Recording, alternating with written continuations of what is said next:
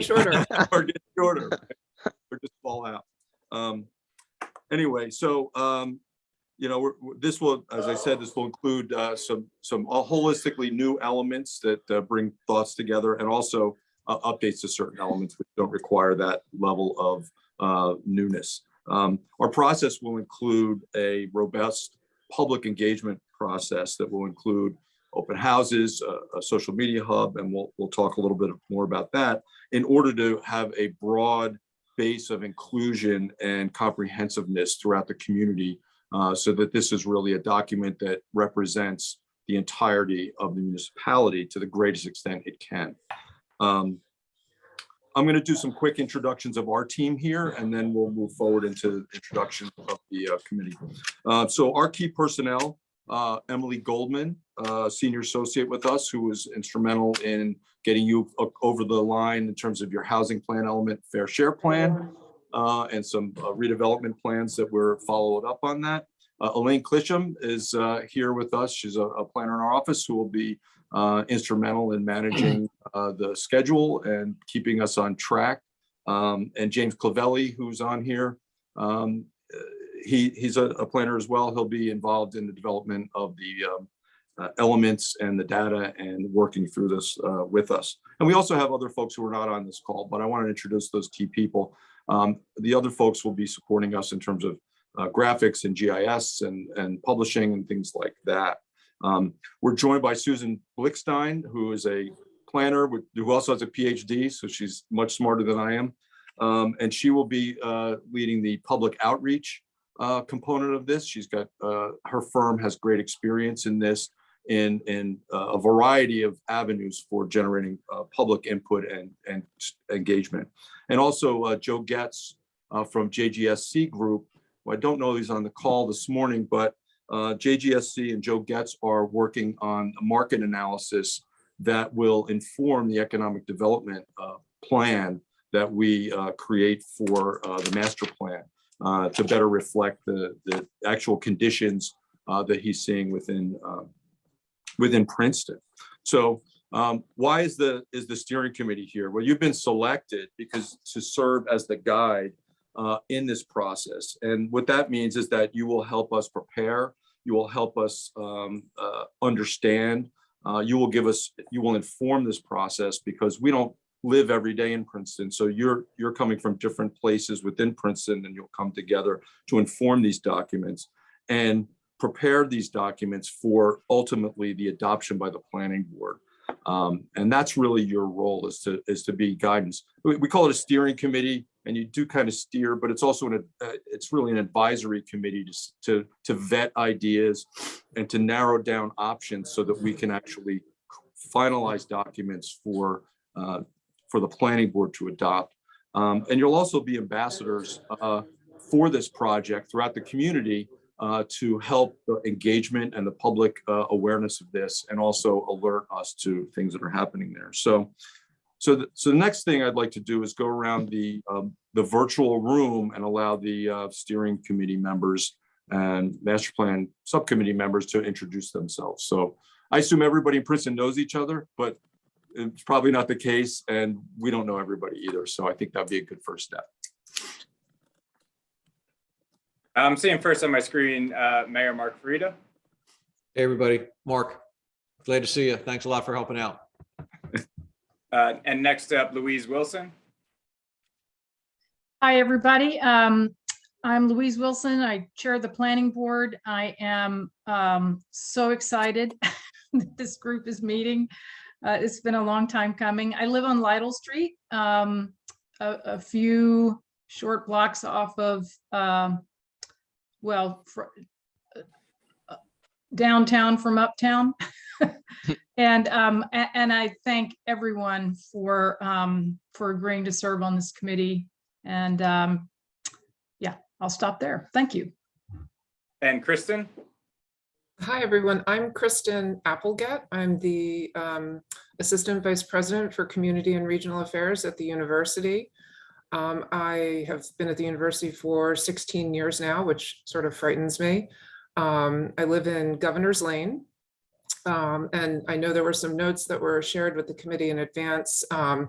noting some of our affiliations. Prior to being at the university, I was the president and CEO of what was then called the Princeton Regional Chamber of Commerce. And just also wanted to add that additionally, I was an elected official for 7 years in West Windsor before I came to the university. So really looking forward to working with you all. And Cecilia? Can you hear me? Yes. Yes. Hi, everyone. Cecilia Burge. I'm a community volunteer. Gosh, where do I start?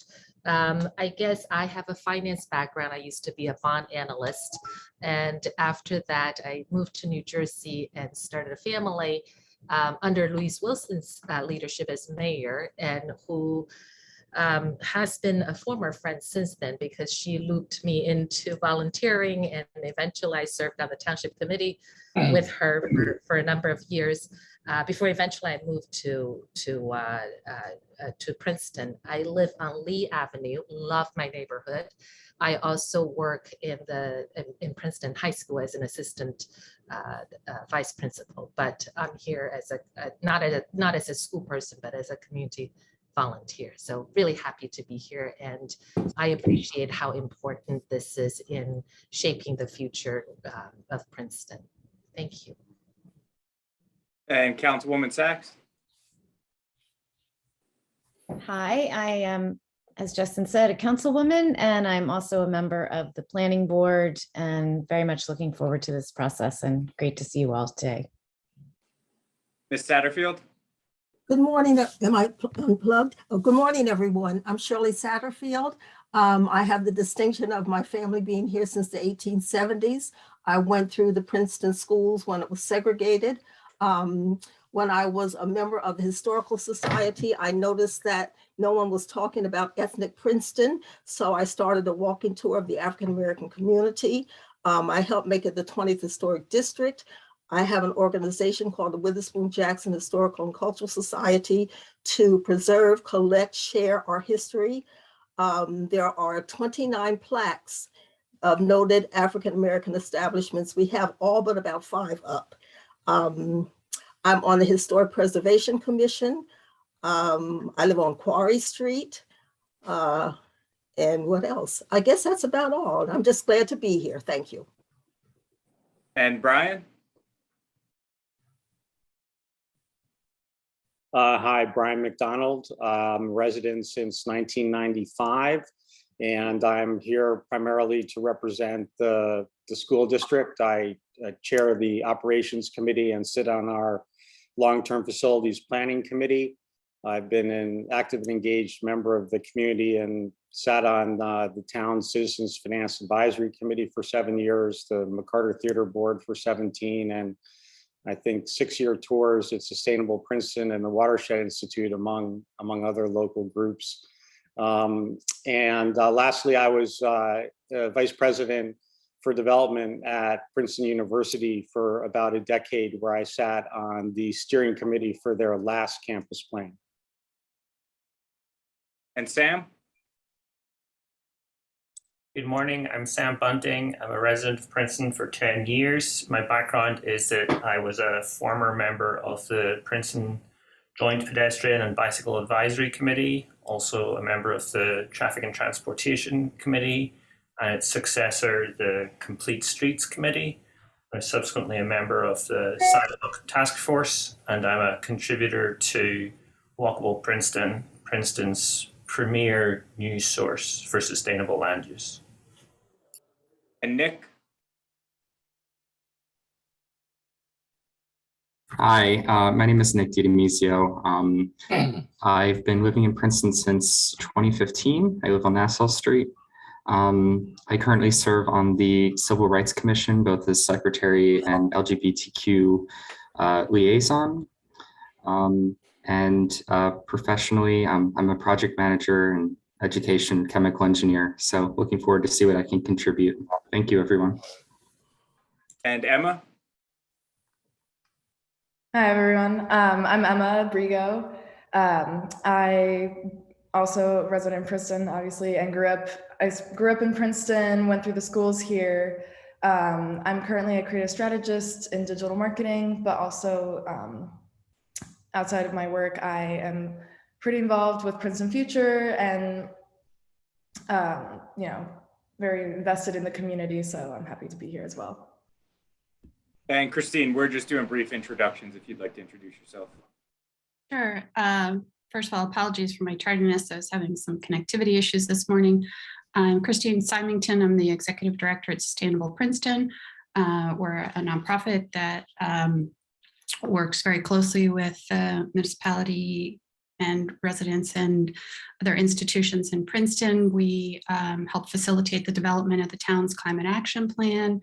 One of the actions in that plan that did come about was having a green building and environmental sustainability element added to the master plan, which happened in 2019. And I live in Princeton, and I've been a resident for about 7 years.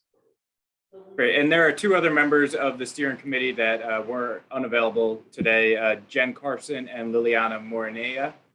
And now moving on to the master plan subcommittee. These are planning board members, and I'm seeing Alvin McGowan first. Hi, I'm Alvin McGowan. I'm a member of the master plan subcommittee. I'm a lifelong Princeton resident and live in the Witherspoon-Jackson neighborhood. And John Taylor. Hi, I'm Jack Taylor. I reside at 88 Caldwell Drive and come from a somewhat different background in that I spent over 30 years with JP Morgan Chase living around the world. And when my family turned to me one day and said, "We're Americans, it's time to go home," we discovered Princeton. We love our town. We've been here since 1981. And in particular, what perspective I bring to this exercise is that I've been involved with the Asian Development Bank and the process of developing master plans for probably 30 countries of Asia. I look forward to the process. And Tim. Hi, good morning. I'm Tim Quinn. I'm vice chair of the planning board. I live on Wilton Street in historic Jugtown, in the historic Jugtown neighborhood of Princeton. I've been on the planning board since 2013. I'm chair of the master plan subcommittee. I lived in Princeton for 32 years and served 2 terms on the Princeton Board of Education and 1 term on Princeton Council. Councilman Cohen. I am the mayor's designee to the planning board and a member, obviously, of the master plan subcommittee. I'm an architect by trade, lived in Princeton since 1987, and have been liaison to the Historic Preservation Commission, the Pedestrian and Bicycle Advisory Committee, and numerous other committees of council and boards, commissions and committees. And Phil Chow is the 5th member of the Planning Board Master Plan Subcommittee. I'm Justin Lesko. I'm the senior planner with our planning department, and I will turn it back over to Michael or Emily to introduce the rest of your team.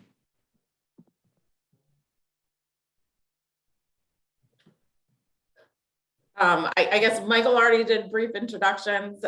Just a little quick thing about me. He spoke a lot about me already, but one thing that this group may not know is I am actually expecting my first child. So while I'm here today, I actually start maternity leave next week. So that is why Elaine and James are also here with us as well, because they will be kind of picking up while I'm out on my maternity leave. But I'm excited to meet everybody and work with you on this process when I get back. Great. And I'm Elaine Clisham. I'm also delighted to be here. I see several familiar faces. Before joining Clark Caton Hints, I spent 7 years as a colleague of Louise Wilson's at New Jersey Future. So it's delightful to see again the people I know here and to meet the ones I don't. And I look forward to working on this with all of you.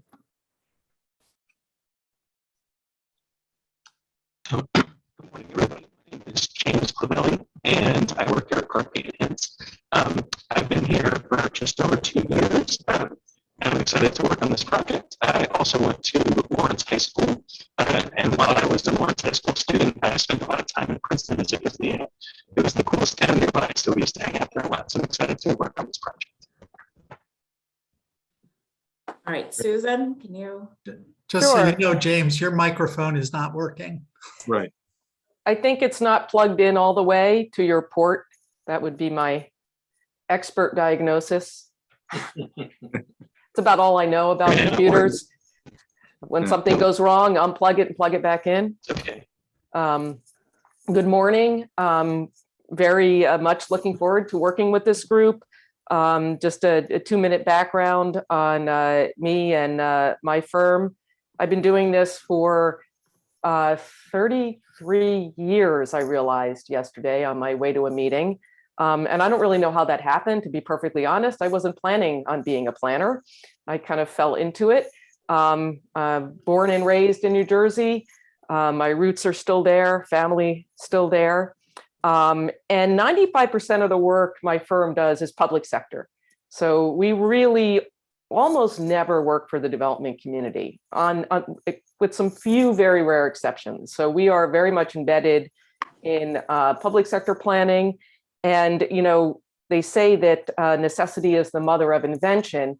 And what happened with the pandemic is that we very quickly learned how to retool, and we experimented with a number of interactive engagement hubs, kind of built our knowledge base around that, and have learned a lot how to integrate live in-person outreach with virtual outreach and how to address and incorporate equity issues like translation. These are all things that we'll get into more detail with you on as we lay out a public outreach plan, which is something that we plan to do between this and the next meeting of the steering committee. I'm here joined by Liz Ward, who's principal planner and senior project manager for us. And Liz will be involved from start to finish. I don't know, Liz, do you want to say a little bit about your experience? Because you have worked on both the public side as a planner and as a consultant. Sure, yes. Yeah, very excited to work on this plan, especially with such an engaged community here. As Susan said, I've worked private sector as well as public sector. And I'm also a member of my town's master plan steering committee, and we just had our kickoff meeting last week. So we'll be sort of parallel on both sides. So it'll be fun. I live in Maplewood, so a lot of this sort of similarities. Great, thank you. Joe, do you want to give a brief introduction of yourself too? Sure. Let me say first off that one of my partners, Mark Lobauer, has joined us by phone. We weren't able to get him an appropriate link here, but he is on the line if you have any questions for him. Some of you, I know Louise will know Mark from all his work in the environmental fields and in the Pinelands and the Highlands and work in state government. The JGSC group is focused on normally downtown revitalization, and we've worked with about 200 and I think it's around 219 communities now over the past 30 years in 19 different states. And our focus on the project is going to be, as Michael said, the market analysis to do the economic work. One of the things that we think is important here is for people to understand that if you look at economic data from the Census Bureau or other syndicated sources, that data is what they call resident-based, meaning that if we measure economic data for Princeton using census data, we will only get information about the people who live there. Obviously, that's not what's driving your economy. You have lots of visitors, you have students, you have people in addition to that who come into the community from other areas. So we're going to be doing a community survey, a consumer survey that's designed to find out not only where are the dollars coming from, but also some of the likes and dislikes of people. And then we'll use that data to form a more educated understanding of what kind of census data we need to look at, so on and so forth. Our team was in Princeton yesterday. We spent the day there and toured the neighborhoods and toured the the commercial centers, and of course, Nassau Street, Palmer Square, all of that. They were having the graduation. For those of you who don't know, they were apparently having the graduation for the class of 2020. And if you came back, you got a beautiful Princeton jacket. The class probably had 13 to 1,500 students, and they had over 1,000 of them attend yesterday. So it was really a great opportunity for us to be there. That's my story. Joe, I see one phone number, last 4 digits, 1344. You think that's Mark? Should I allow him to speak? I do think that's Mark, but I'm often wrong. So, but I do think, no, that is Mark. Okay, I'm going to allow him to talk if he wants to introduce himself. Mark, do you not want to talk? And it looks like he's on mute. I think when you're on the phone, you normally have to press 9 to unmute on Zoom. I think it's *9. *9, okay. Right. Mark, you're allowed to talk. You just have to, I see your hand up. You just got to press *9 and unmute if your phone itself is on mute. This is the part where we show everyone how technologically advanced we are.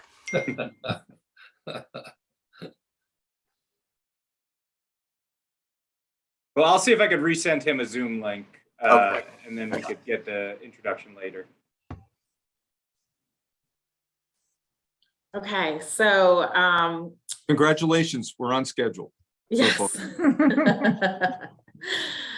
So I know Michael kind of touched on roles and responsibilities a little bit, that this group's really here to help guide us, your consultants, in the creation of your master plan, as well as being ambassadors for the project. But I wanted to delve a little deeper in kind of what our expectations are, I guess, of the steering committee. And, you know, it's really, we'll be producing a lot of documents and needing feedback from you.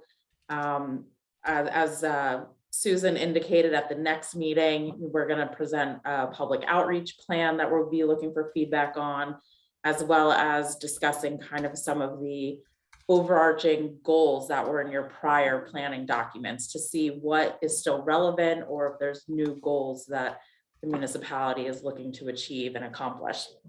And once we can get those overarching goals, that'll help guide the creation of all the other master plan elements that'll fall into the document. So for us, it'll really be, we'll be doing a lot of the legwork, the data gathering, drafting, but really looking to this steering committee to provide feedback and guidance as to the direction they want the documents to go in. We anticipate any draft documents that we need review or comments or feedback on will circulate, you know, a week or two prior to scheduled steering committee meetings to make sure you guys all have enough time to review them and digest them and think about them, so that when we come back for these steering committee meetings, we can have meaningful conversations about everything and get the feedback that we need to keep moving forward. Right, just to pick up on that, because of the composition of this group, the steering committee and the ex officio members, there's a presumption that decisions and directions that are given at this meeting and to us are going to also be supported, for the most part, by the planning board. Now, that's not to say that the planning board will just accept everything that comes up, you know, verbatim and as it is. There will be some massaging, but we don't expect, the purpose of this is so that we don't expect a U-turn when we get to the planning board meeting for adoption. And that's really where it's at. Yeah. And I would just add to that the planning board will receive frequent updates from our acting director, Justin Lesko, and the consultant team on occasion.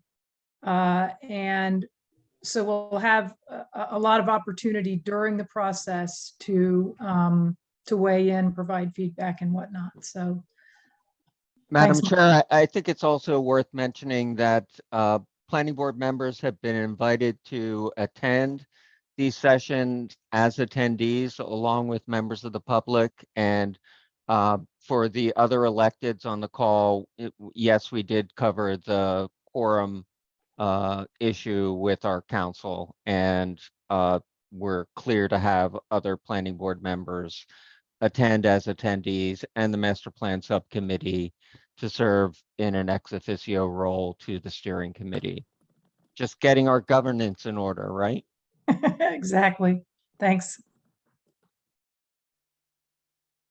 I just wanted to ask a question about input on format as opposed to content. I was really integrally involved with the development of the latest new element of the master plan, which was the green building and environmental sustainability element. And I don't know how many members of this committee have had a look at it, but we were really thinking of it. We knew that there was a total revamp of the master plan coming down the pike. And we developed it partly as a sort of a template for how the whole master plan could be reformatted. I don't know how much of concern that is to the members of this committee, but I wanted to make sure the consultants were aware of that, and make sure that you get input from whoever you need to sort of vet that as you go forward. Right. Yeah, Well, that might be a good thing to skip Right. over meeting schedules and go to the master plan document style. To Right, have yeah, that that- discussion. right. That's like a little discussion here. So I appreciate you bringing that up, David, because I think it is a good looking document. I think it's representative of a contemporary planning document, and it's legible, which is always good. When we were brought on, we began meeting with Justin and Michael Laplace to narrow down what this will cost. They informed us that the template that they envisioned was the master plan re-exam and land use plan element that we had done for Asbury Park, and that was the format that they gravitated to. And if you haven't seen it, it's light on text and really more about the key concepts. It doesn't have that tome quality like old planning documents do, where you have 20 pages of explaining why sustainability is good. You're just like, here's your stuff, right? And here's a graphic that shows where we're doing this, right? It's fairly streamlined. And so when we developed the cost estimate for this, that was our basis, understanding that.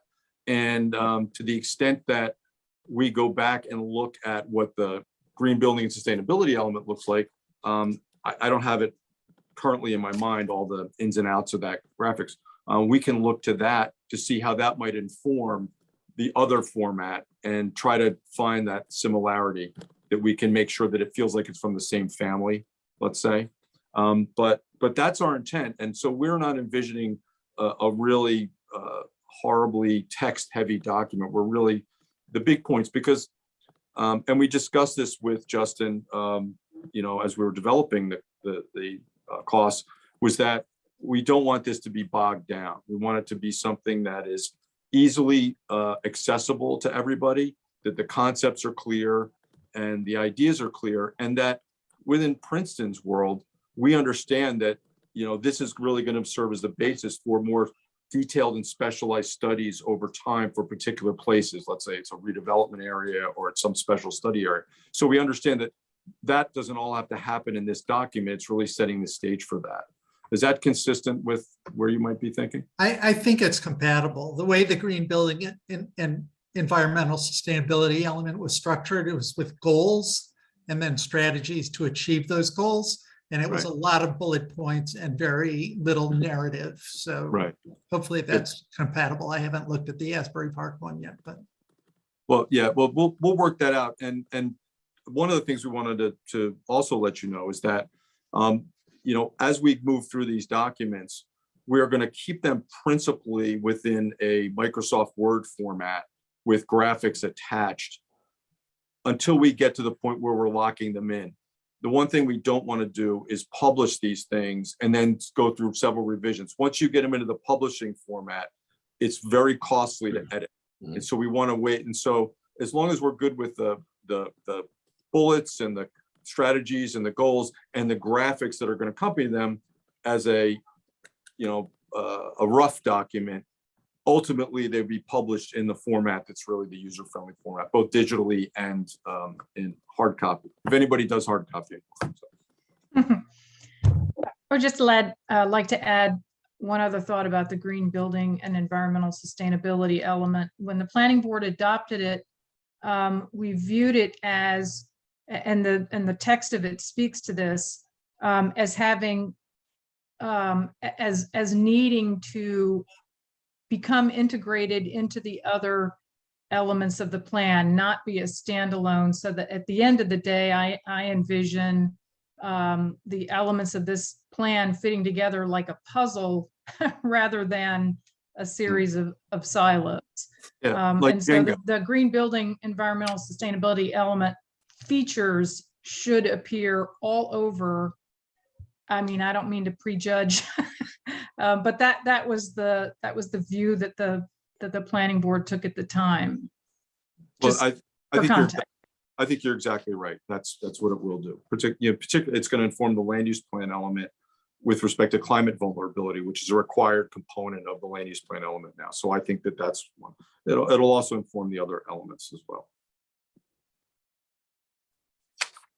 So does anybody else have questions about formatting, or so it's kind of early, but to think about it, but any input would be helpful. Or I guess any other questions about roles and responsibilities and expectations before we move on. Yep. Okay, hearing none.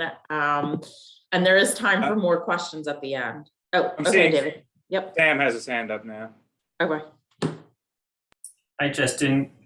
Can I just clarify, how many of the consultants are from the Clark Caton Hates firm, and how many of them are from some other firm, and what's the interaction? Yeah, so there's 4 of us on the call today from Clark Caton Hints. We're the prime consultant on the project. We have 2 sub-consultants working with us. Susan Blickstein and Liz Ward are on from Susan. I'm sorry if what's the name of your, it's Susan Blickstein Group? Susan G. Blickstein. No, I had to correct it on the sub agreement I received from you guys. No, it's just Susan G. Blickstein LLC. SGB is how we informally refer to ourselves because I have way too many letters in my name. Okay. Thank you. And Susan's group is, they're overseeing the public outreach portion of the project.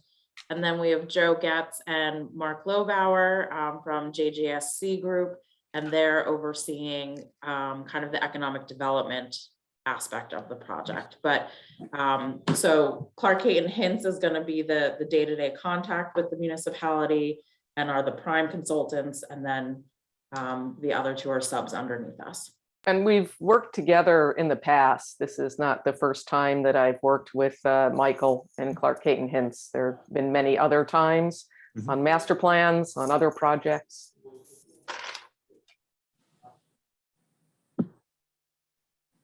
Okay, so the next thing we want to talk about is trying to identify kind of like a set meeting date when the steering committee can meet. Where we're not going to meet necessarily monthly, but I think it would be helpful if we can pick a day time that generally works for people, so that when we can set out calendar invites as soon as possible to kind of lock in dates moving forward, so they're on everybody's calendars for this whole process. Right. So yeah, I think we're going to share some possible alternative dates with Justin to share with the committee. But if folks have days that are just blocked out and they can't, I think get those to Justin and let him know. But we have some ideas about it. We think the morning's the best time. And so we've got some ideas about that. So we'll be sending that around and seeing how many folks can conform to those, recognizing that you've got a large committee, and I don't think it's reasonable to expect that every meeting, every member of the committee will be here. But we still want to make sure that we have as many as possible. particularly if we're focusing on an element or an issue that is particularly relevant to a certain committee member's personal focus or professional focus that they are interested in. And I do want to point out, in our contract, we have 10 of these steering committee meetings. So we'd be looking to have 9 more. If more are needed, we'll work with Justin for scopes, scope change if necessary. But just wanted to give people an idea. So the anticipation is that we'll have another meeting in June, and then, we might skip July, August. We know that's when a lot of people go on vacation also, and we'll be in data collection time. So just to give people an idea of, we anticipate this is going to be a 12 to 14 month process. So again, we won't be meeting every month, but we will have 9 additional meetings at least after this one. I have a quick question. Emily, you said this is a 12 to 14 month process. Are we in month 1 or are we in midstream at this point? We're kind of in midstream because I know we did start the economic development portion a little earlier in April to try to accommodate Joe Getz's schedule, but the anticipation is that we can still have this report adopted end of May, June of next year.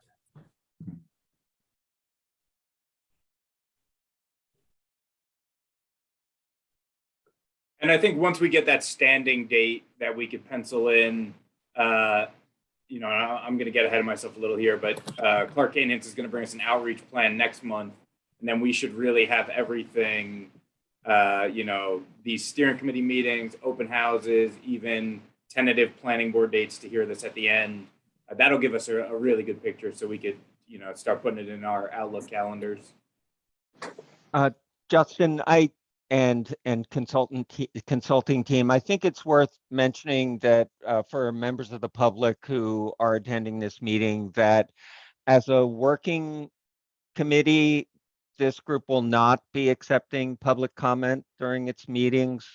We value everyone's time, and everyone has busy lives, and there will be ample opportunity for members of the public to participate in this process. This is why I think the thinking behind Clark Caton bringing on Susan Blickstein was so that we would have a transparent and robust process. And so the decision was made between the planning board officers and the consultants to sort of save public comment for open forums where all are invited to attend. I just thought that we should state that up front. Thank you, Tim. And, our contract does say for this process to be during either a pandemic or a post-pandemic environment. I'm not sure where we are right now, but we'll make sure to design those open houses and an online engagement hub and everything else in the way that best facilitates getting the most people involved.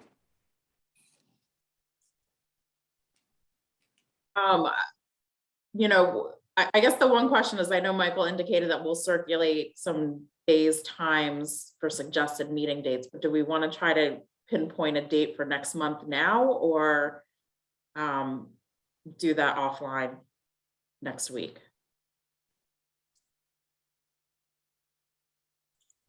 I guess I would suggest that we try to do it offline. Reason being, I just want to make sure that we do the best job we can of picking a time that Jen Carson and Liliana Moranillo can attend. Okay. And I know Jen's, well, everybody's calendar is challenging. Hers may be especially so. Right. Okay. All right, that works.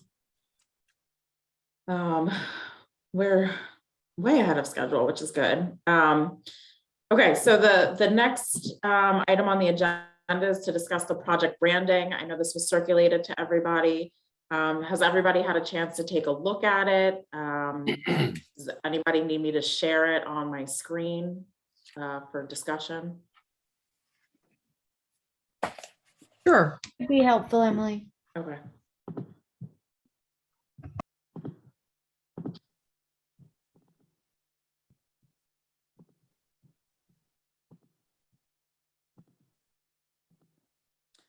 Okay, so this is kind of the, can everybody see this, first of all? All right, great. Yes.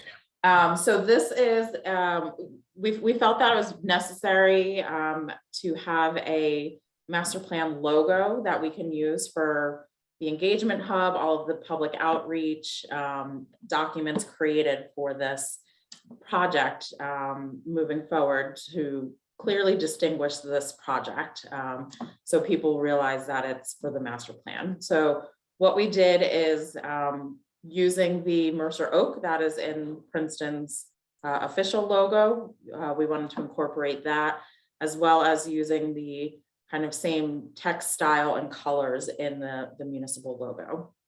So we were proposing, you know, the outline of the Mercer oak with Princeton, New Jersey master plan as the main just kind of general project logo. And then you can see on the next page, we've added kind of different logos and descriptions for the specific elements within the master plan that we'll be working on, for which will tie into the engagement hub, which let me just go to the next page. So this is kind of the proposed color scheme that we'll use for the engagement hub and the various master plan elements with separate logos for the type of master plan element moving forward. So we'll have a clear, distinct kind of identity for the master plan as well as the elements within it. Yeah, we felt like this brings together that it's readily identifiable and associated with the municipality, as well as some iconography which give clues to what folks are going to be learning about the plan. So if anybody has any feedback or, you know, questions, or if everybody's okay with this. Dumb question. How does the historic icon, what about that? That's a detail from one of the buildings downtown. There's a Tudor, I think it's a Tudor building. That's actually an abstraction of one of the details on one of the buildings downtown on Nassau Street. The pine building on the corner of Witherspoon and Nassau. I believe that's it. Yeah, it might be where Hamilton Jewelers is. Right.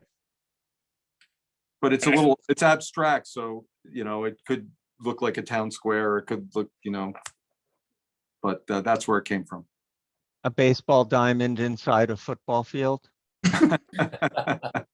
Nothing says. That's what I was thinking too, and I never think about sports announcements. Nothing says history like baseball. And I saw Kristen had her hand up, but do you still have a comment?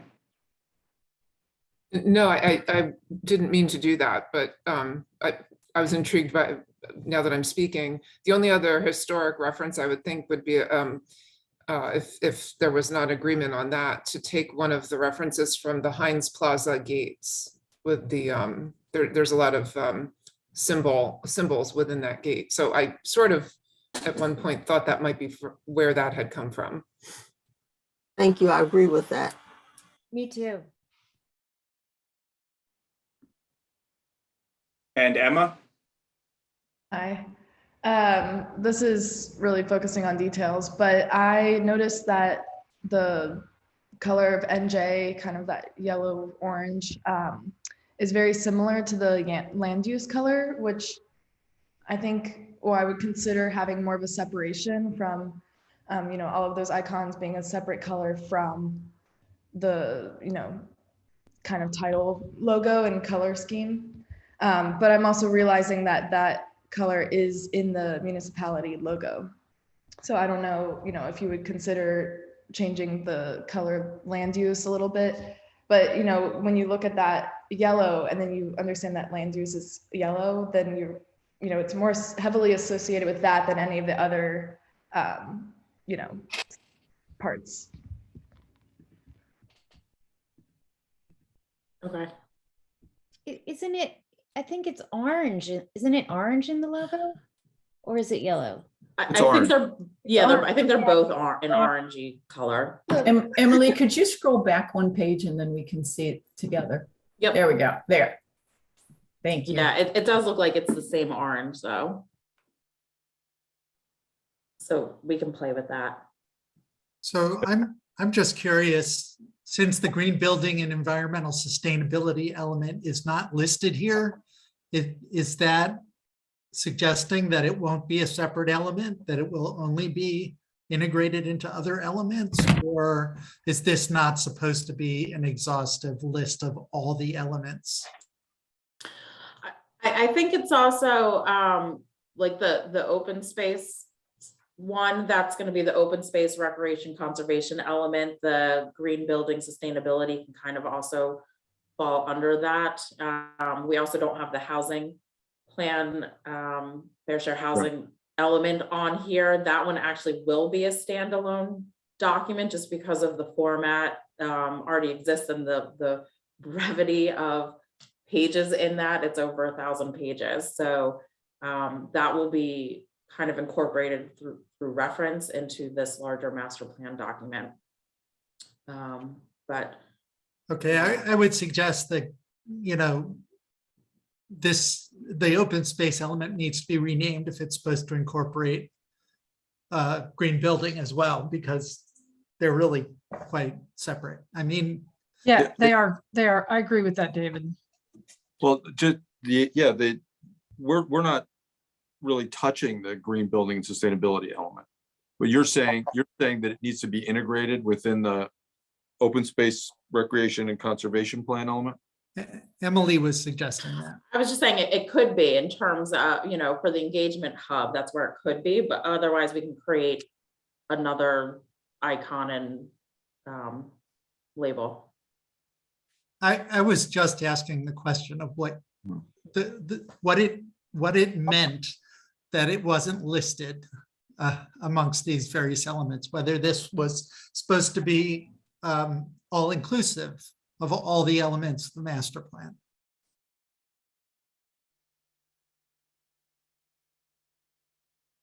And it is. Okay. Except as Emily said, for the housing plan element, that's not listed here. But these are the elements that are going to be built. And so is that does that mean that the assumption is that the green building and environmental sustainability element doesn't need to be revised because it's new? Yeah, no, and, that's right. That's correct. So the reason that it and housing are not here is because they're both new and they'll be separate. And they'll be separate. Okay, good. Because I think that makes sense. Yeah.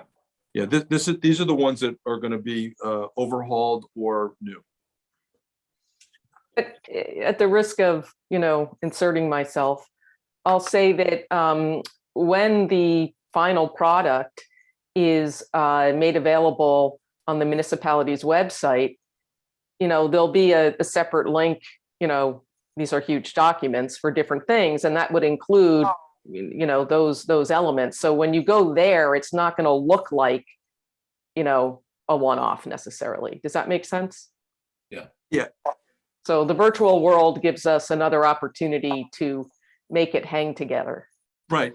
And there could be one of these could be developed for those other things, right? So that when you click on it, it may not look the same when you get to it, but it looks like it's in the same family when you're accessing it. Yep. Kristen? I think Michael just touched on what my question was, knowing that the green building and sustainability and housing won't be the subject of the process we're about to be part of.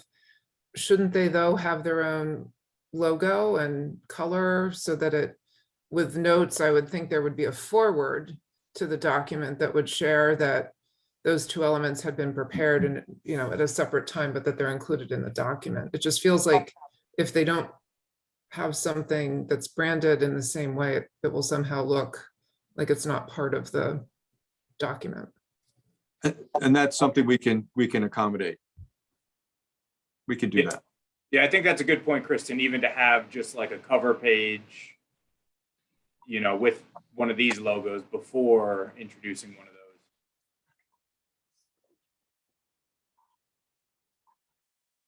Okay.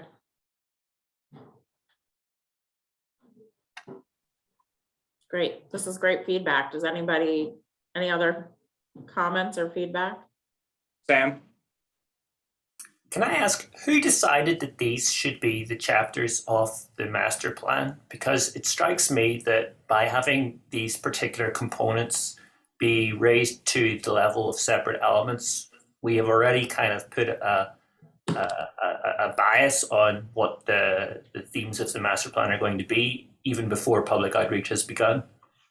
Yeah, that's a good question, Sam. So the land use in New Jersey is governed by the municipal land use law that identifies what is required elements of a master plan as well as optional elements of the master plan. So we are tasked with actually creating both the required elements as well as all of the optional elements that are defined by the municipal land use law, which includes a strategic overview of policies, objectives, assumptions, land use plan element, a housing plan element, a circulation or mobility plan, a historic plan element, a utilities plan, a open space plan, a recreation plan, a conservation plan, a the green building sustainability plan, a community facilities plan, and an economic development plan. And did I miss any off the top of my head? I'm not sure. I think the goals, I mean, if you look at the municipal land use law, I believe that the goals are kind of identified separately.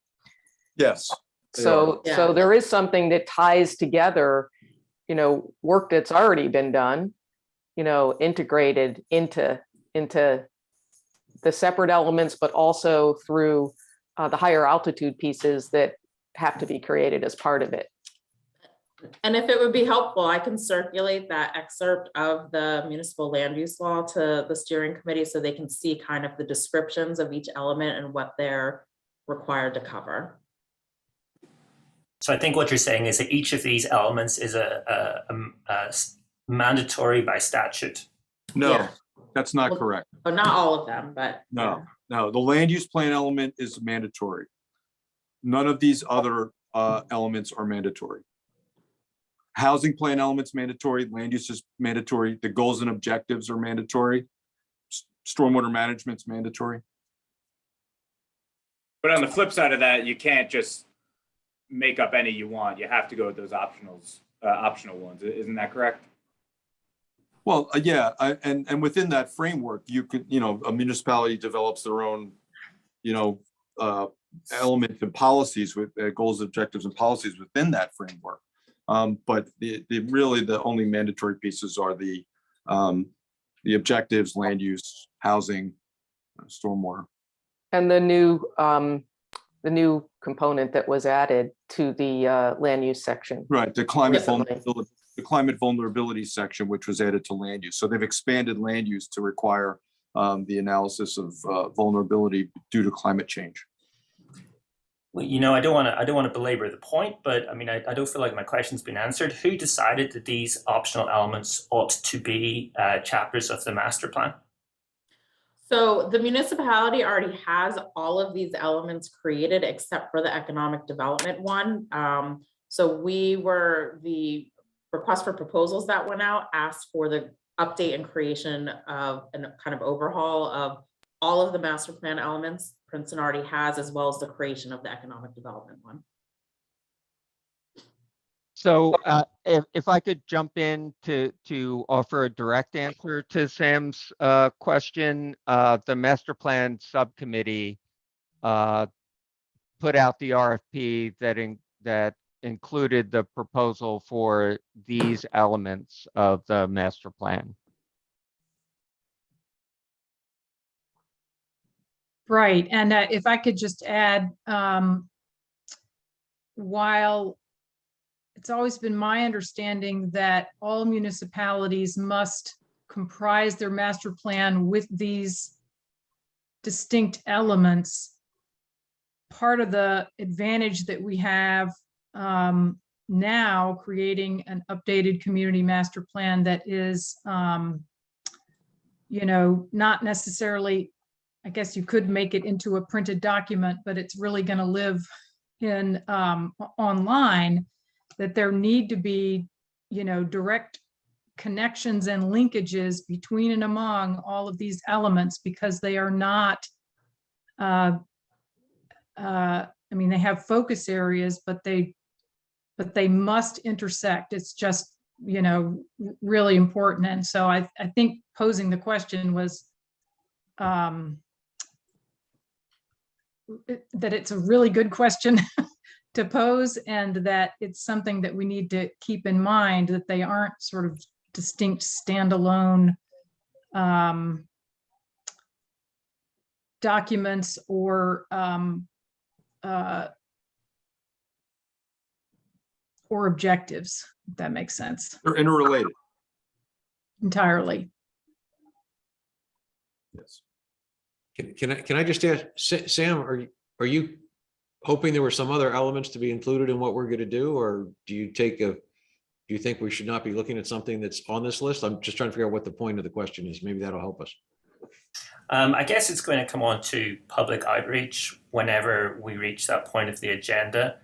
I have a lot of concerns about how an outreach exercise would be done, to what extent it would be transparent, and to what extent the master plan rewrite process can avoid having preconceived assumptions or particular weighting being applied by particular favored stakeholders. So with that respect, to the extent that the RFP went out with an assumption that certain particular categories would be elevated to the level of a chapter of the master plan, there has already been decisions that have been made which have influenced the outcome of the master plan. And I would just see it as an important function of this steering committee to try to make sure that the master plan process is conducted with the broadest possible approach, so that and without trying to fit things into particular preconceived categories. It's just a question of representation and transparency. Okay.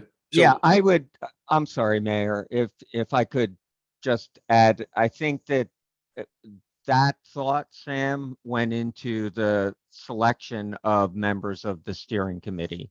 So I didn't mean by offering a direct answer to your question to be dismissive of it. I think it's a very good question to have asked. But part of it is the function of the members of the steering committee to ensure that this process goes forward with transparency and integrity. So it's precisely why the people who are here were asked to participate. Councilwoman Sachs. And I'm sorry, I cut off the mayor. I think he had something else to add. Yeah, that's okay. Mia, go ahead, and then I can jump in after that.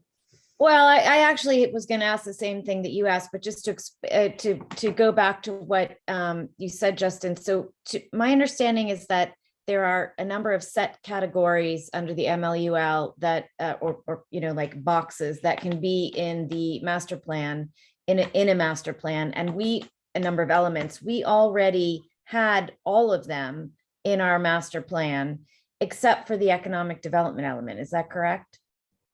Okay, so are there any more elements that we could add in other than the economic development element?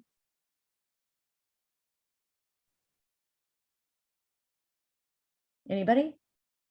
I don't believe so. Emily, Michael, do you have any thoughts on that? I'm actually pulled out my copy of the land use law just so I can go Yeah. down the list. Well, Right? and I see So- Christine's hands up. I could answer Yeah. directly. Let me just fit to your point, Sam. I think the idea is that there are, I think the idea was to have as many elements as possible and not to enshrine some over the others. But I think, my assumption is that the more elements you have, the better the quality of your plan is, if you're going to put that much effort into creating a plan and it's just, focuses on two things, it's going to be less effective than a plan which touches on the maximum number of areas that a master plan is permitted under law to touch on. And so I think the idea was to update all of the ones that already exist, and then to add the one that we're permitted to add that doesn't already exist, which I personally think is very important, which is economic development.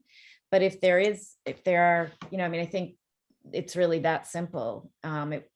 Yeah. Christine, do you mind if I Yeah. just tack onto that real quick before we move? Sure. So I wrote the RFP and I included a section in there about what elements we're looking for. And it was like A through L or something like that, based on what we already have, what's required by law, and those optional ones. And then that was checked out by the master plan subcommittee of the planning board. It eventually went to the planning board itself, the RFP, and then it was approved by council. Once we received the submissions back, I think we got 7 of them. And that was when the consultants kind of showed us what they would do. So in this case, Clark Kane Hints included that they would bring in Joe Getz to work on that economic development plan section that we don't have, and they would combine open space and recreation and conservation. So we don't have a situation where we're trying to put turf fields where people want preserved land. So it's really, based on what the consultants wanted to do. Then we brought it back to the master plan subcommittee, and we interviewed the 3 firms that they chose best, that they liked best. We picked one of them, and then it went, I believe, back to the council to approve that contract. So that's kind of the nitty gritty of how it was done. But I totally agree with the point about outreach and about bringing in as many people as possible. And I'd echo what Tim said about doing that with this group. I don't think there were any real kind of biases towards elements chosen yet, other than, we threw out the list, we saw what a consultant that does this would recommend, and then for that and other reasons, we chose Clark Kane Hints through that process. And sorry, Christine. No, that's okay. So are the planners in the meeting, if I wanted to get sort of do my homework to understand the master plan process, is this a good guide? This American Planning Association Complete Guide to Planning in New Jersey, Chapter 3 tells you which things need to be in a master plan, which things are optional. I have the 2018 version. I don't know if that's the most recent, but for the folks participating in the steering committee, if you don't want to read a dense, land use in New Jersey, the municipal land use law, is this a good resource for us to sort of understand the elements of a master plan? Yes. Yeah, Okay. absolutely. Thank you. Can the consultant team then distribute to this committee the section of that document that Christine was just referring to? So there is a freely available version of the 2010 version of the New Jersey Guide. Otherwise, you have to go through NJAPA to purchase it. Something else that might not be in there because it's 2018, it doesn't have the climate vulnerability assessment as part of it. So I believe you can get the citation, which is 40:55D-28, which I can email to Justin to email out to everybody. You can get a PDF version of that, which is, I don't think it's too complicated as far as statutes go. It's really just a few pages. The guide is an excellent guide. I use it. I actually have one right next to my computer that Christine was referring to. It's just that it costs $50 and there's no free PDF version, I think, available of the most up-to-date version of the guide. So that's my only hesitation there. But otherwise, I think it is a good. James, I think if we have a copy of the most recent one in the office, we can just scan in that specific chapter to share. Yeah, I have. Yeah, I could do that for you folks anytime as well. Absolutely. Yeah, and we can do that as well as share the specific section of the municipal land use law that covers this, and the legislation that requires that new climate change related hazard vulnerability assessment that was adopted last February. So you can have all of the information needed. Well, I have a hard copy here. If anyone wants to come by our office and copy some pages, they're more than welcome to do it. We do here too at the municipal building. Okay, good. And Mayor? Yeah, so just to jump back a little bit, my comment was going to be, I think we're all committed to being transparent, reaching out to everybody and taking all kinds of public comment and any thoughts anybody wants to offer, Sam. So I'm not worried about that. There's more than enough of us here that are going to make sure that happens. But I would also think if during this process, and Justin and Michael, you guys can jump in and tell me, but if we uncover something or decide that we have something that's outside one of the lanes of the specific elements that have been identified that really needs to be talked about or, you know, recommended to the planning board, I assume the process is going to allow for that. So of course it will. Okay. Of course. So Yep. Sam, I would offer that I think we'll be okay. And Mayor, that's part of the reason why some of those elements are so broad. You know, if you talk about mobility rather than, you know, highways, there's a big difference in what you can put in there. Yeah. Okay. Thank you. All right. Any other question on the proposed or comments on the proposed branding before we move on to the? So just to summarize the comments, we're going to change the color of the land use, correct? Change the color of the land use, maybe look at the symbol for the historic element to look at the elements in the gates at Heinz Plaza. Justin, can you send us images of the gates in Heinz Plaza so we can take a quick look at that? Because I think that I have the gates because I helped devise it, so I can send you a copy of the gates. Great, thank you, Shirley. And tell you what each symbol means. Perfect. And then create symbols for both the housing element fair share plan as well as the green building sustainability element so we can wrap them in cohesively. Terrific. Great. So we will, that'll be presented at the next meeting. To whom do I send it? You can send it to msullivan@cchnj.com. Okay, send it to me because Ms. Satterfield, you can send it to me as well. Okay. Yeah. Justin's the gatekeeper. Yeah, you have my email, but I'll send you an email. Thank you. I appreciate so it. you have it. Thank you. Okay. Okay, if there's nothing further on the branding, I'm going to turn it over to Susan for a little bit to kind of give an intro on the public outreach plan, just a little background that, and this plan will be presented more fully at the next meeting. Good morning still, everybody. So the public outreach plan is really where we lay out a framework for the tools and strategies and activities that will be used as part of engaging the community and the timing of that relative to the master plan effort. So it's important not only to think about what strategies are appropriate, but at what points does a specific strategy provide the necessary input and guidance to advance the planning process and the development of a draft plan, which is ultimately the first full document that you would review. You will review aspects of it, parts of it in advance, but we're really working with a broad eye towards that. One of the things that we have already started working on is the creation and build out of an engagement hub. This is an interactive virtual hub. It has a lot of capabilities. It functions simultaneously as a project website where updates can be posted, where it can function as a central repository for information and studies that are associated with the elements that you just saw. It also has a fairly sophisticated, but not unlimitedly sophisticated, integrated survey tool, as well as interactive mapping capabilities. It has an API that affords the opportunity to translate into a variety of languages, which is one of the reasons that we like this particular tool that we have just started to work with. So that's a little bit kind of the nuts and bolts of that tool, but let me also talk about what goes with that. One of the things that we feel strongly about and we would like to have you all engaged with is project promotion. That can include social media materials, flyers, and we'll have more discussion about the tools that you think will be most effective in engaging your community to drive traffic to the hub. So the hub is only effective if people are using it.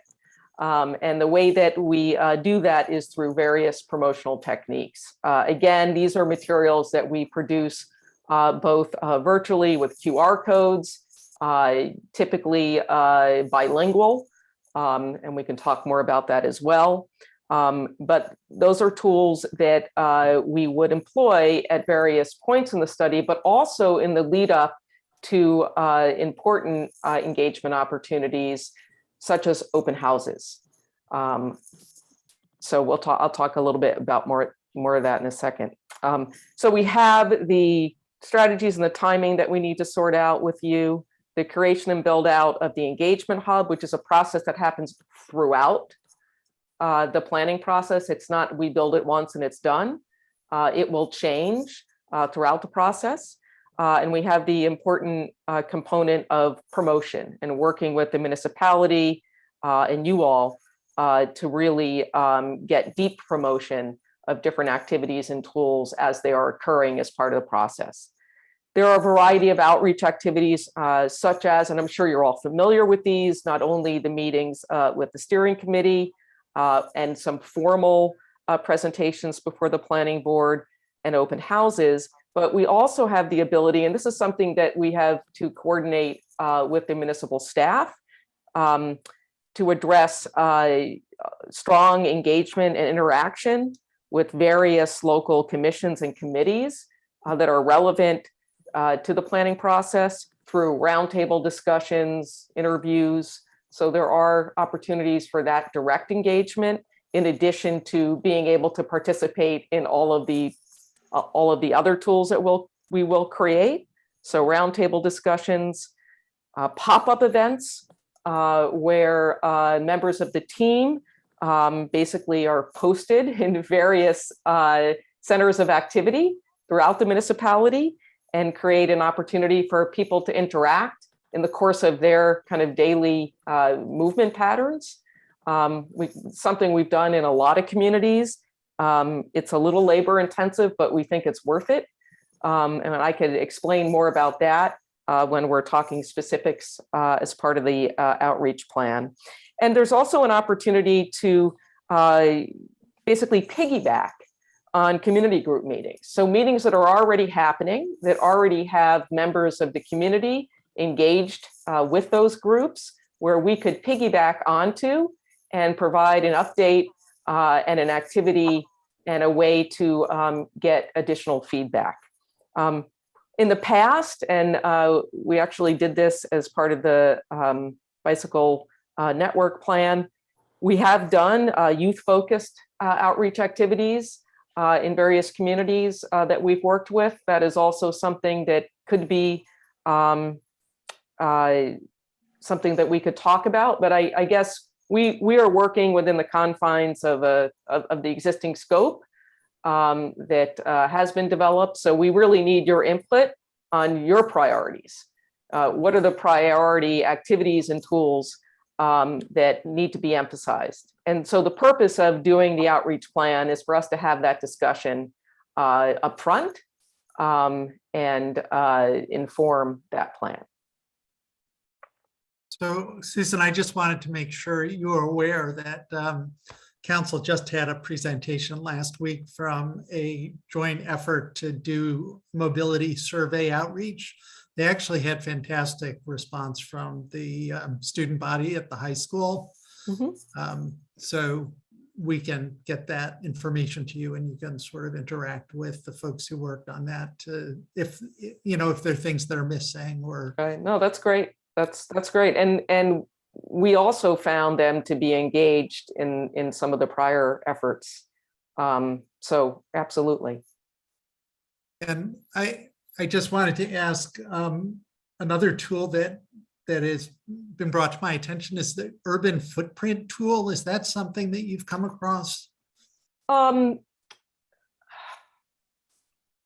one of the things that will be, the engagement hubs have tools that can be integrated and tools that aren't compatible. So as we build out content, that content is going to be based on the needs of the project.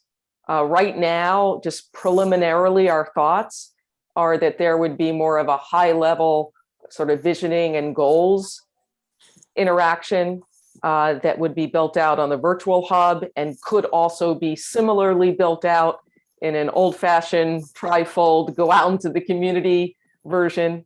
We're trying to pair kind of the virtual with the in-person. So part of it will be, those integrations are increasing every day with these tools, but we're talking about tools that didn't even really exist 2.5 years ago, 3 years ago. So every time we do this, we learn about something else that wasn't possible 6 months before. So, we can take a look at what those integrations are like and share that research with you.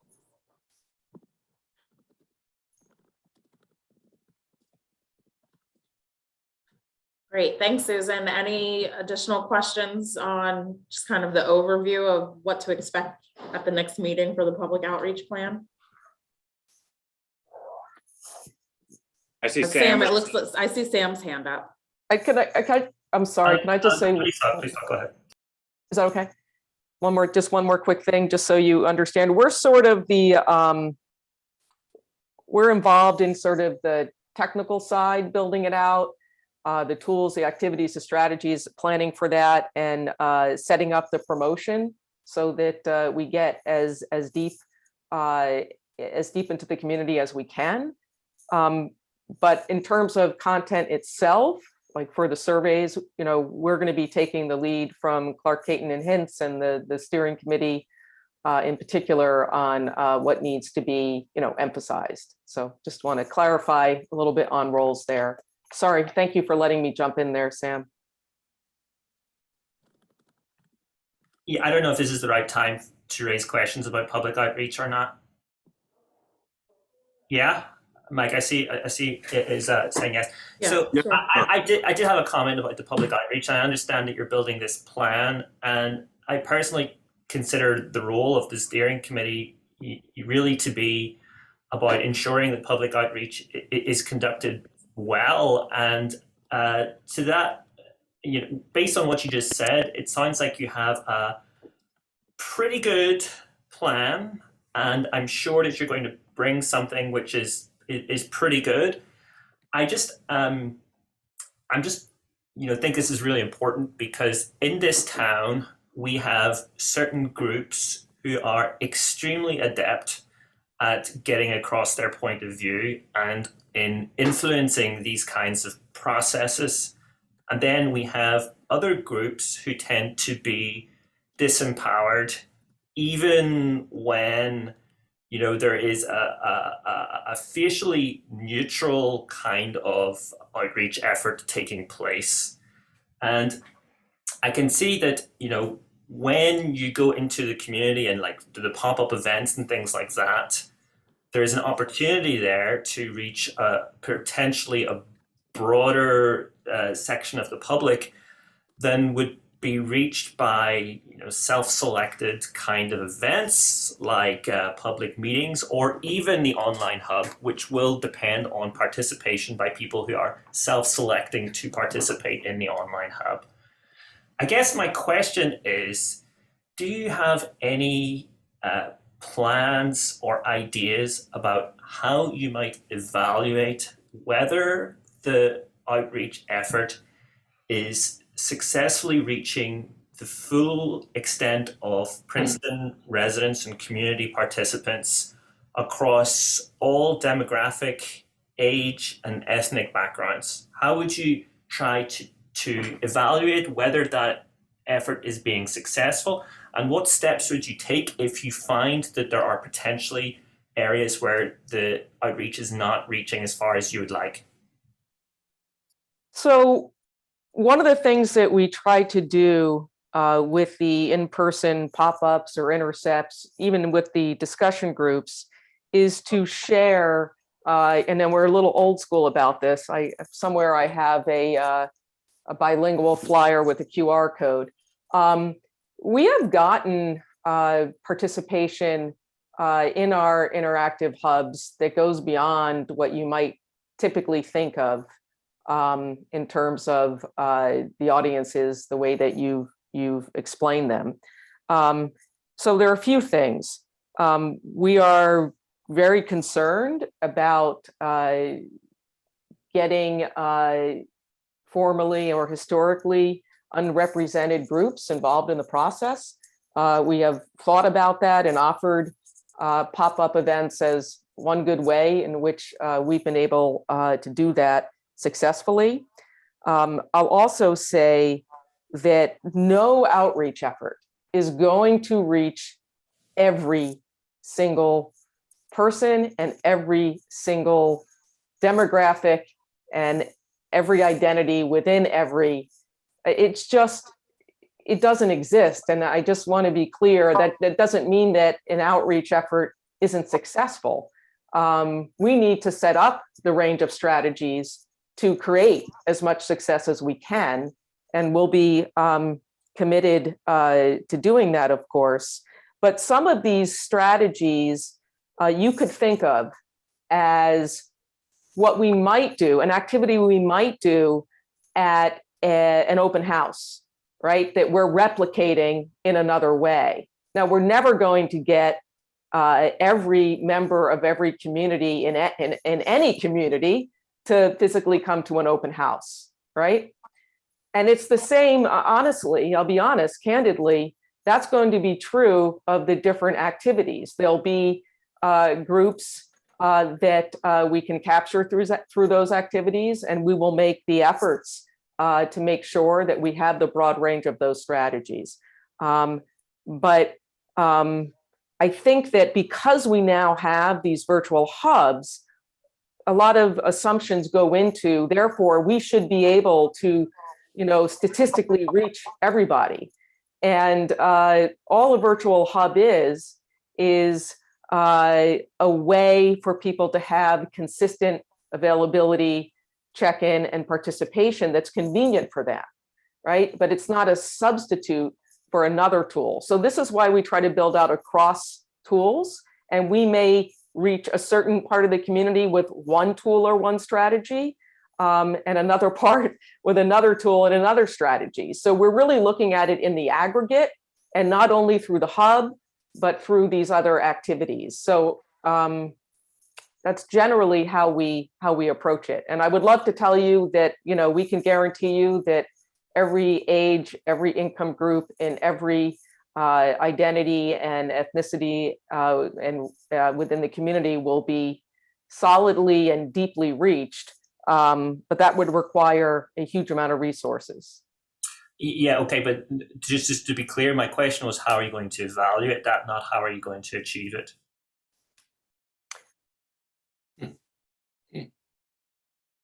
We do and will through the hub, and in trying to drive traffic to it, even if we need to be out in the community with tablets and something that we could work with municipal staff on, get as much traffic to the engagement hub. There will be some basic questions there that will help us understand either by neighborhood or in other ways who we're hearing from.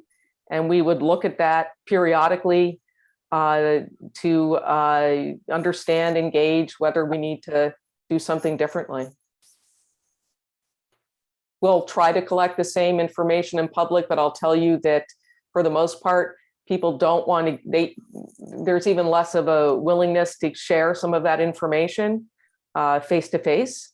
And I also know that through the economic consumer surveys, there'll also be information that we can look at across the community and hope to evaluate it that way as well. And we will look at, and as I understand it, Clark, Caton, and Hintz will be looking at the demographics of the community. So we can, those are the points that we look at. And then we would discuss with you if we feel that something needs to be refined. If I may say, there's one area that's got to be factual, and that's history. No matter how many hubs you have and how many people talk, it's not his history, it's not her history, it's the factual history. So that's one area that's going to be transparent. I'm glad that you mentioned that there are facts. Yes, there are facts. You know, we're policy wonks. We do look at the demographic data. We even, you know, internally, and this is something we'd have to, again, talk to the municipality about. You know, we have some internal tools like community analyst and things that allow us to look at things in different ways, but we're not necessarily scoped to do that specifically. So if this is an issue that rises to the top, we will have to just have some more discussions about some additional tools that we could use to address that. And I see Councilwoman Sachs and then Kristen with their hands up. I was just going to say, in terms of outreach, and to Sam's point about getting a representative, getting representative feedback from the community, one of the issues we face is that we do have a large senior community here, and they have more time to come to meetings and to weigh in. And often when we engage in outreach exercises, the feedback is often determined by people who are, you know, in their late 70s and 80s, and the families who have young children and who are going to be here for the next 30, 40 years don't have the time or bandwidth to even be aware that there's a process taking place, let alone show up at a meeting, or and there really has to be an extra effort to engage the people who are going to be in the community for decades. It's a real deficit that we have experienced for some time now in this community in particular, hearing from those voices. Zoom has enabled those voices to be better represented, which has been a good thing. But I am wondering if there's some way, you know, we have a representative from the school district here, and I don't know if there's some way when you get to that outreach point that you can partner, or, you know, in some way get advice from the school district so that you're reaching, you know, more families and more, you know, young families and you know, the younger generation. Yeah, understood. I do think that is where the engagement hub and the QR codes provide a convenience for people who are busy working, raising children, and you know, certainly we have seen that to be the case. And there would be a discrete QR code, not only to get to the hub and sign up, but once you're signed up, we can also, through that tool, email everybody that's registered and say, hey, please note that there's a new activity, and we can provide direct links and make it convenient. We can also work with the school district. They can share the QR codes. Our intent with the promotional piece is we typically like to develop, really through interaction with the steering committees, a list of institutions and groups that would help amplify any of these things. So it wouldn't, you know, we'll be talking to you about that. And if there are specific ideas that you think we should be aware of, groups that we might not know about, that are, please, through Justin, share those ideas, and we will incorporate them into what we're working on. Kristen? Thanks. And this might be a too detailed question because I know Emily had mentioned that we're going to focus on public outreach at our next meeting. But talking about the hub, is this envisioned, I'm just trying to understand, is it envisioned to be a website that is publicly accessible? So, okay, so yes, it is. So I just wanted to offer, when the university engaged in our most recent campus planning effort in cooperation with Urban Strategies, we had a website that was created to share information, and it included a blog. And that blog, I just wondered, I think we need to talk about how information that individuals from the public, when they share it onto a site, what's the expectation of their comments being shared with others? There's privacy questions. And then there also becomes the question of, when you have a blog, you have to have someone assigned to respond. And that becomes a really critical element. And I would think on the fact that this is being funded by the public, it becomes very costly. So I just think as a group, we have to be wise with our resources and think about what element, how we do this public outreach in a way that we maximize our resources to get the maximum input. So we don't spend a lot of time trying to respond, to social media posts. I was on the cannabis task force, and I can tell you what happened when we got spammed in our first meeting, and so I think we just, I would want to talk about that at the appropriate time. No, I appreciate that. And we're well aware of the privacy concerns. Our initial thinking is to use the tools that are kind of most robust within that package. And so it really serves as both a web page, because you can, announcements, timeline, just general update information is there. A description of the master plan is there. So just basic information for anybody, but also the ability to contribute through interactive, activities that are there. But that doesn't necessarily mean that there's a blog component or a social media integration. The social media, we focus on promotion, on getting people to participate and knowing the different opportunities that are there. I'll give you an example. If the municipality chooses to do a number of intercepts or pop-up meetings, we might, post something about, we're going to be out in the community, this day, we're going to be at a variety of places, look for us, that kind of thing. But you're right, moderating social media can take an enormous amount of time and energy. And it was not necessarily our intent to moderate and have a feature like that. So we know that there'll be other groups in the community that will discuss this in social media. They will have their own conversations about it.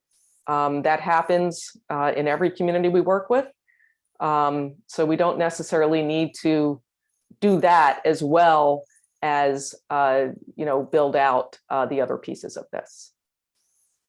And I apologize, the mayor, your hand is on a wall that's almost the same color as the hand. So I only now that somehow you got switched to the left-hand corner of my screen see you. I apologize for that. Yeah, no big deal. The only thing I was gonna talk about or mention on outreach is that we have outreach coordinators that help our health and human services departments. So I think it would make sense to kind of get them together with the effort that's going to be here. And we can look at what they've done and the mechanisms they've put in place and what's been successful for them. And I think that'll help to make sure that we're reaching out to parts of our community that traditionally don't get much outreach. Definitely. Thanks. Since we're talking about outreach next week, can we move on to Joe Getz's part now? And then hopefully we'll have some time for Q&A at the end from steering committee members.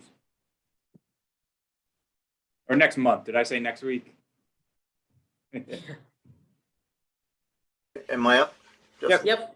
Okay, so the process that we're doing, there's just been a lot of discussion about outreach and self-selection and so on and so forth. And I need to separate what you're doing there from the economic work that we're doing here. The biggest separation, the thing that I think is most important to understand, is that I think the conversations that you just had were about residents, and the conversations that we're going to have are about consumers. And they may or may not be residents. In fact, I'm betting that the number of consumers that come to your community outnumber the number of residents that live here. So from our perspective, we're going to do a couple of things. The first thing is we need to understand the hot button issues that are economic related hot button issues that are of concern to people. So in order to get that information, we are launching a series of interviews. Key stakeholders who are public officials, elected officials, civic leaders, advocacy groups who may or may not always be in alignment with you guys. We need to hear from the naysayers as much as we need to hear from the supporters. We're going to talk to some of the developers who have done business or tried to do business in the community over the last few years. We're going to go up and down the streets and talk to merchants and not just retailers, but also other businesses and so on and so forth. We want to hear what it's like to do business in Princeton or do business with Princeton. And from that, we're then going to develop a series of survey questions. Typically, they run in the neighborhood of 30 to 35 questions. Because the issue has been raised, Sam, by you, in terms of how do we make sure that we're hitting all of the right groups. I will tell you that we typically do not include ethnic related questions in our work because it has not in the past been particularly relevant. When you are developing a restaurant row or a town center, the ethnicity is not as relevant as the economic factors. We can, however, add those questions. And in terms of measuring who's responding, as people respond to our consumer survey, we monitor it in real time, typically look at it 2 times a day, 3 times a day, and we will be able to gauge, are we getting a representative sampling of your community? Now, there's a couple caveats that go with that. One of them is we're not trying to get information for your community. We're trying to get information from your consumers, who are really a much larger and much diverse audience. And since we don't know who's here, since there's no baseline documentation that says, here's who comes to our community and where they shop and how they behave, there's no way for us to really know whether or not we're getting a representative sampling other than we can compare the responses from Princeton residents to demographic data for Princeton. And that will allow us to judge that. There are a number of steps, Susan's touched on a bunch of them. There are a number of things that we can do on an economic survey that if we feel we are not getting responses from a certain age group or from a certain ethnicity group or from non-residents, those sorts of things. There are a number of steps that we can take. But the entire survey process, in terms of the economic consumer survey, that entire process is going to last somewhere between 21 and 28 days, 35 days in a bad case scenario. It's going to be in and out. So from our perspective, the way that we need to develop those survey questions, you'll all see them before they go live. But we're talking about this happening in the next 3 weeks. We want to have survey questions ready to go. We want to have a survey ready to put up online, and we want to launch it ideally in about 4 weeks. What we will do to promote that is social media. If schools are still in session, we'll ask the grades kindergarten to 6 to put a flyer in the kid's backpack and send them home, because sometimes mom and dad participate. We've talked with last week with Justin and Louise about public notices where that's available. The big issue is lawn signs. We like to use an 18-inch by 24-inch lawn sign that goes on a wire frame and goes at key intersections where motorists can see it. It is as unbiased a way to do this as I can think of.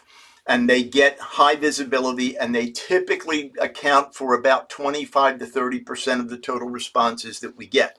We will also promote it through Facebook or Instagram to try and reach out to those audiences. And as I said, we'll monitor it through the day. Now, the program that we generally use for online surveys is not available for multiple languages. We can add that if that's a key component here, and it may be, but we have typically not used that in the past.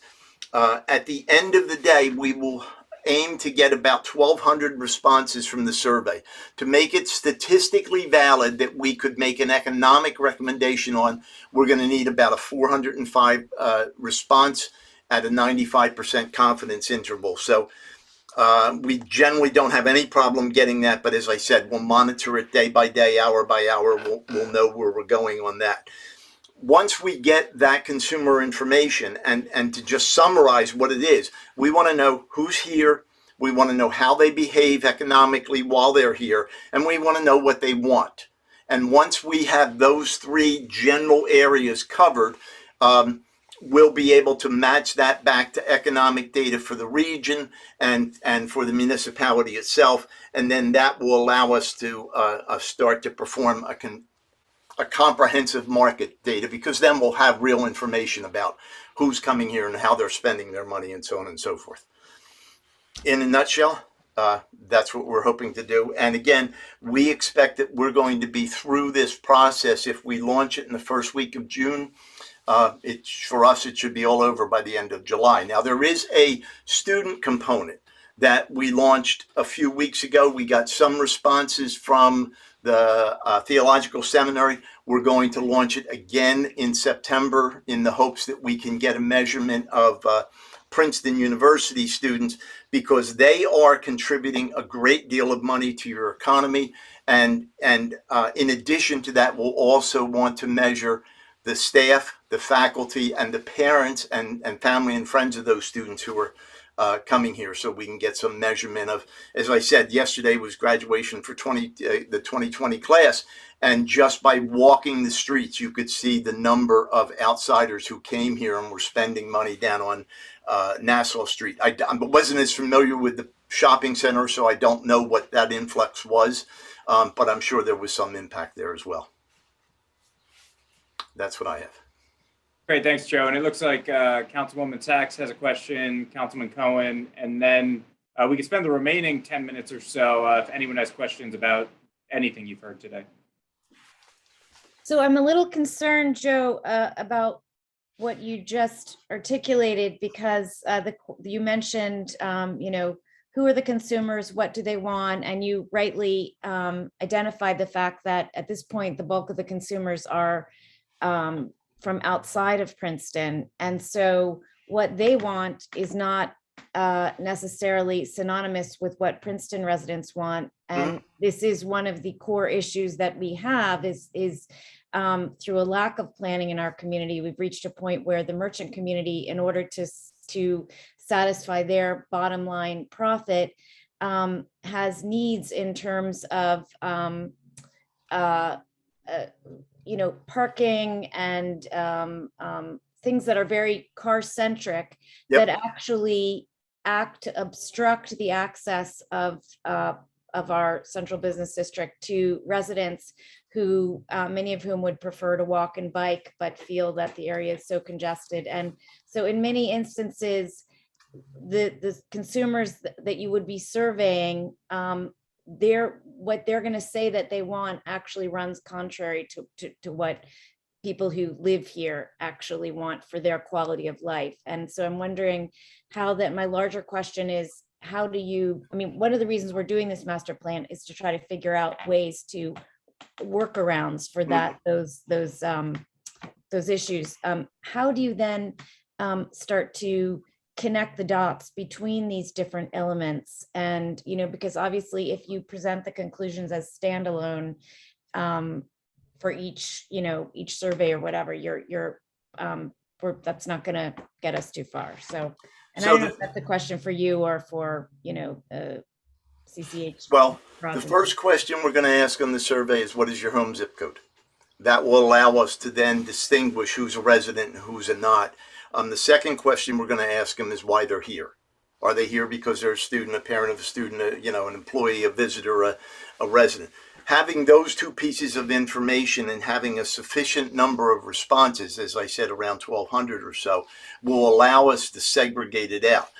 It's not our place to make that decision for you. It's our place to present you that information. So you will have the information that says, here's what visitors think, here's what residents think. On any of the, if there's 35 questions, we're able to distinguish one between the other on every single question. So I hope that that will give you the information that you need to make the decision. But that, the data is what the data is. We don't manipulate it. We merely count it, and we'll break it out for you in groups. I completely understand your problem of your concerns about, the demand for parking to support retailers from out of towners, so on and so forth. And we could see that. Our first guess yesterday was that when we were at the Princeton Shopping Center, that those people come from 20 miles away, or 20 minutes away, I should say, 20 minutes away. And when we were on Nassau Street, they come from 20 countries. It's pretty easy to see the distinction between those. But again, we'll be able to break out for you who that person is, where they come from, why they come to the area, which of those districts and others that they visit, and how they behave when they're there, and how much they're spending. And then it should give you a lot more information to allow decisions to be made about how do you want to guide one group versus a different, or how do you want to react to things that are happening. Councilman Cecilia, and then Brian.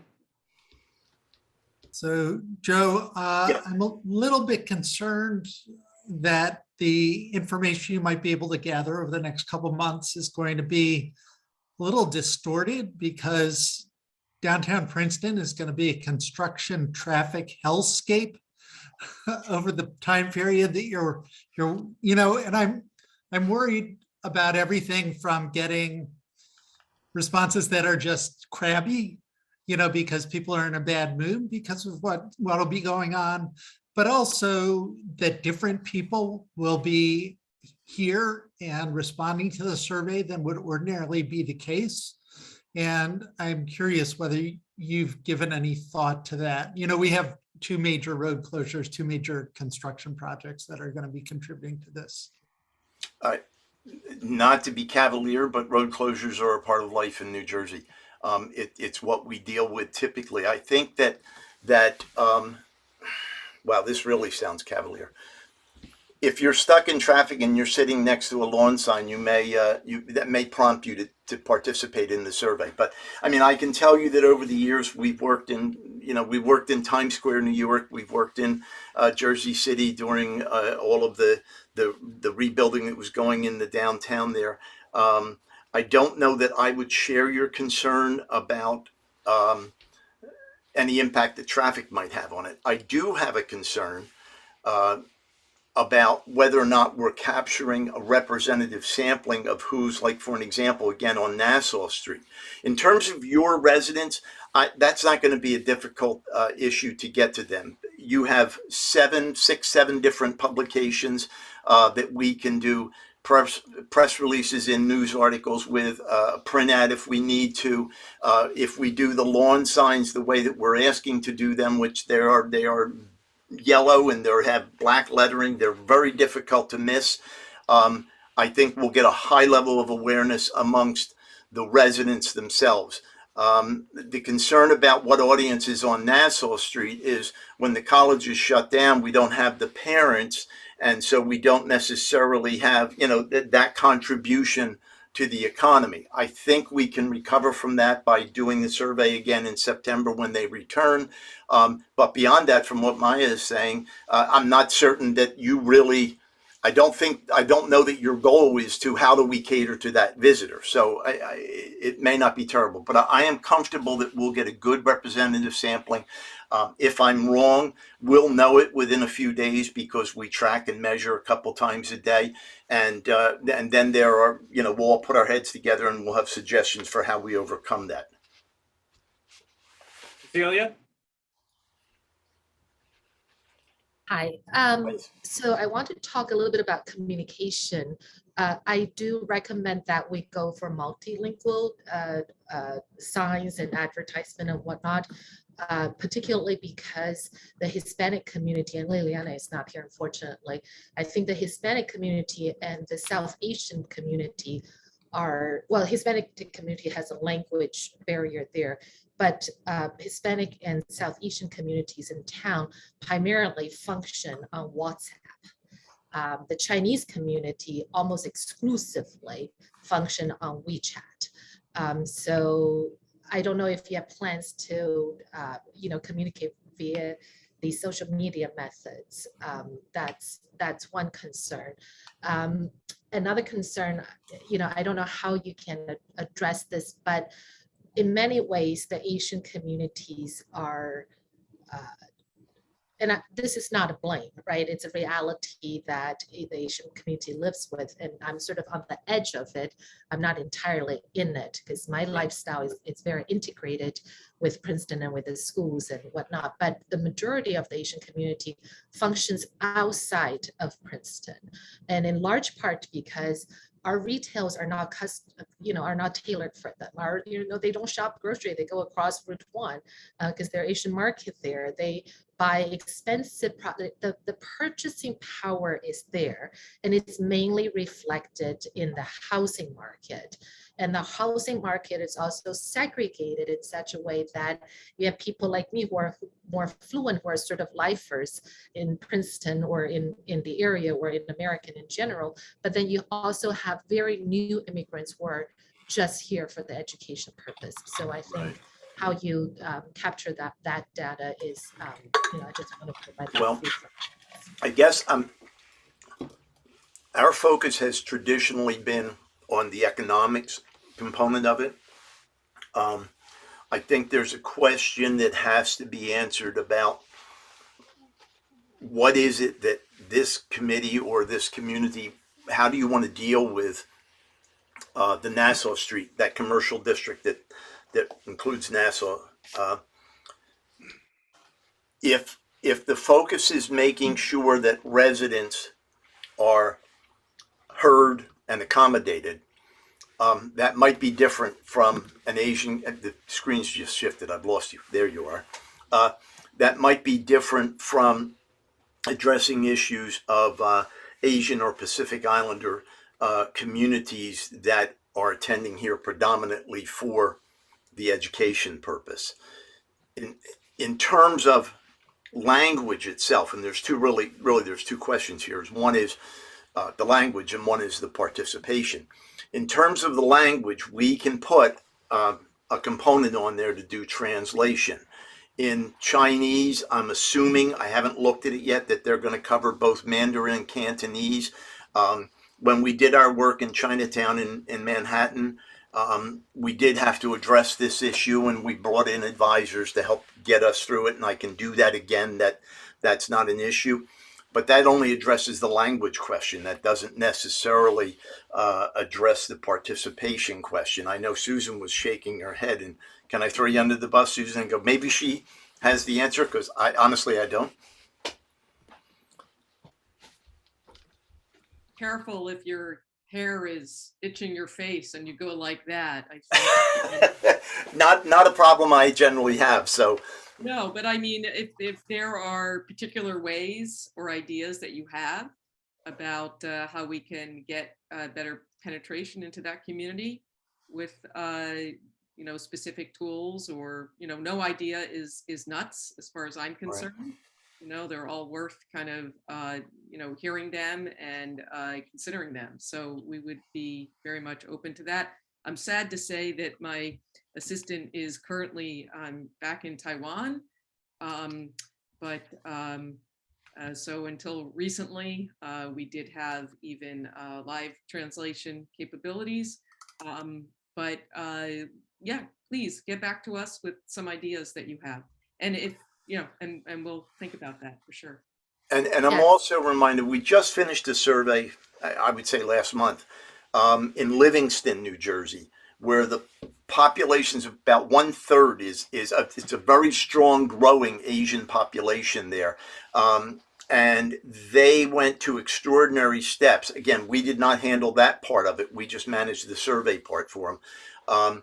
And I could certainly reach out and find out what happens, because they did have a decent response, but it was not representative. I mean, we didn't get, 33% of our responses were not from the Asian community. It was closer to, I think, 10 or 11%. But in that case, I think we had about 1,500 responses. So it's enough to at least give you a sense and feel some inclusion. But again, we can accommodate the language question. I think there are ideas and things we can do for participation issues. And again, back to the earlier question I was asked, is I just think we need to, we don't need to, you need to at some point decide, where are you trying to head with this economically? Is it accommodating residents? Is it encouraging outside visitors and spending and that sort of thing? I hope that answers your question. I mean, that's a larger sort of, goal and, an objective, at a higher level that I know that CCH will think a lot about, that crosses, several parts of the master plan. But happy to have your ideas.